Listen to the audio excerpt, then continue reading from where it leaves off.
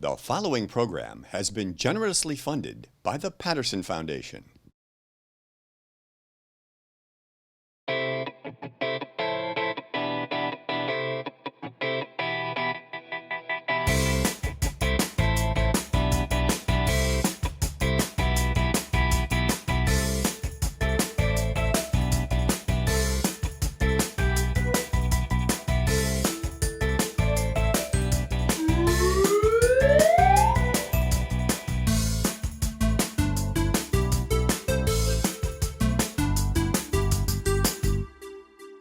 Welcome to this episode of This Book is Cool. My name is Beth Duda, and I'm the director of the Suncoast Campaign for grade level reading. Today, we're featuring a book that means an awful lot to an awful lot of people. It's a book called Sadako and the 1,000 Paper Cranes. We have a very special guest who's going to talk with us today about why she thinks this book is cool. We have the principal of Wilkinson Elementary School with us, Susan Nations. Hi, Susan. Hello. It's great to see you and see your office behind you with all the pictures. It's just really a wonderful time for us to be able to connect and talk about something that I know we both love, reading. Yes, very much. I think when I first met you, you were a reading teacher at Gosio Elementary School.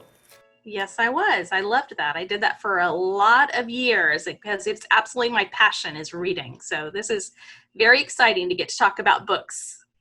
Well, the book that we have selected for today, Sadako and the 1,000 Paper Cranes, I think is a wonderful book and one that I know a lot of students read in school and a lot of people share all over the world. What are some of the reasons why you think this book is cool? You know, this book is so cool because, Sadako believes that certain things can bring good luck, like the spider, for example, right? And it just reminds me a lot of myself when my grandma used to tell me that cardinals, if I saw a red cardinal, that was good luck. So it's fun to think about, make connections yourself with Sadako's story. I know when I was a child, I was given a rabbit's foot that was kind of a keychain, and my grandmother told me that it would bring me good luck. Yes. There are many things like that. So I'm sure some of our readers might have some things in their minds that might bring them good luck. I think you're right. I also like that Sadako is such a spirited girl. Yeah. She has an awful lot of things that she enjoys doing. What were some of the things that you thought were interesting about her? She loves to run, and she gets picked for the relay racing team at her school, which shows that she worked hard for something. And, she liked to participate in it, and she was good at that. Do you like to run? When it's not hot, sometimes I like to go for a walk. I don't run too much anymore, but I do love to get outside and move. I think that's really a fun thing to do. We're similar in that, Susan. I don't enjoy running, but I do enjoy walking. And I enjoy reading about other people who have different experiences than I have. And so I enjoyed reading about Sadako, and I enjoyed learning about what an athlete she was and how much she enjoyed that. And it helped me to imagine what it would be like to win a running race, which I don't think I've ever done in my life. Yeah, me neither.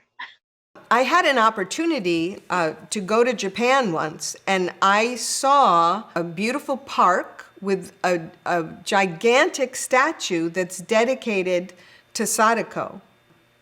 Can you share with us why there would be a statue? Was it dedicated to her because she was an incredible runner?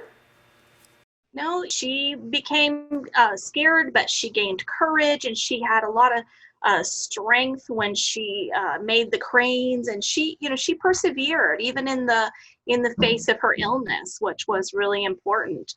her resilience and her willingness to just persevere and to celebrate, with her family. Peace was important to her, Yes. and in Japan there was a celebration for Peace Day that was important to her and her family, and now there are children all over the world who have wishes for peace because of Sadako. Yes, and I think that's really special when she took part in that and celebrated Peace Day, and I think I always wonder, like, what holiday would people create and celebrate if they could, right? I think I'd celebrate Back to School Day right now if I could, right? Well, Back to School Day in normal times was always one of my very favorite times of the year when we got to go back to school. And I think this coming year it's going to be even more exciting as children and teachers get to be together again. And Yeah. the book, Sadako, actually, the first time I ever heard about the book was when my teacher in school shared the book with us and showed us pictures of the paper cranes that children all over the world had mailed to Japan. And I actually thought that maybe that was an exaggeration because they said, thousands and thousands and thousands of cranes. But when I went to the park, there were millions of cranes. It was the most amazing sight to see that children all over the world had created cranes and mailed them to be laid at the base of the Sadako statue. It was pretty incredible. Have any of the students in your school ever made paper cranes? It's funny that you say that, Beth, because after I read this book, I do remember that's when I learned how to fold a paper crane. And, sometimes that's like it inspires you to go try something you haven't tried before. And I love it when kids can make something and send those cranes out. And what a spectacular view that must be to be seeing that statue with all those cranes that you knew came from all over the world. It was very special. It made me cry, to tell you the truth. Not cry out of sadness, but to cry out of how emotional it was to feel all of the feelings of the children from all over the world. It was quite remarkable. And it was interesting to me that Sadako didn't know how to fold a paper crane until someone helped her. And I loved that part of the book. I did too. Her best friend, Shizuko, teaches her how to make the paper cranes to bring good luck. And, sometimes it's so special to have a friend that will help you teach you new things, like we can learn so many things from each other. And so I just love that they learned together and they did something with it. They took action with what they learned, which I think is so special. Well, this is going to help, I think, a lot of people. First, I hope that everyone is inspired to read the book because it's heartwarming and it makes you believe in the power of people to do things that can really change the world. And I think that's always something wonderful to read about. I also like the idea of learning new things and sharing those things with others. And I have to say I'm a little envious of you because I know that happens in the halls of Wilkinson School every single day. Absolutely, it does. Our students and our students teach each other and they learn from their teachers. And sometimes it's teachers teaching other teachers.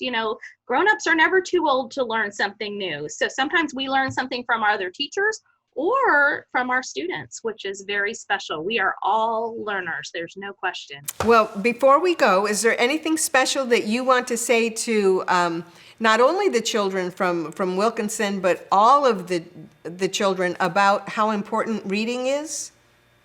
Reading is absolutely one of the most important things that we can do. It takes us places that we haven't been before. It helps us to learn new things.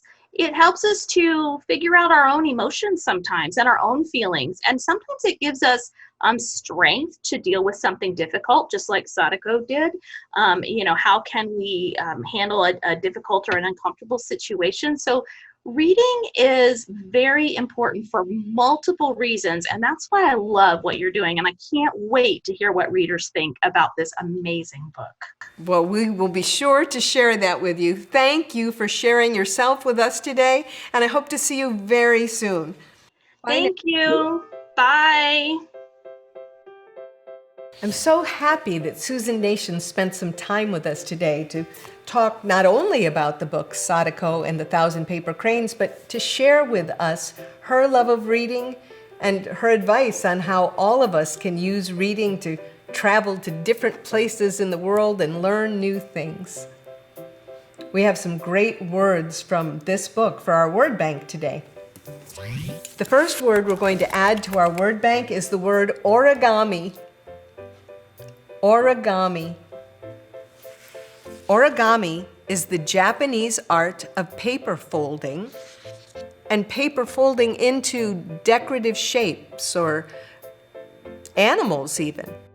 The next word for our word bank is the word crane. Crane.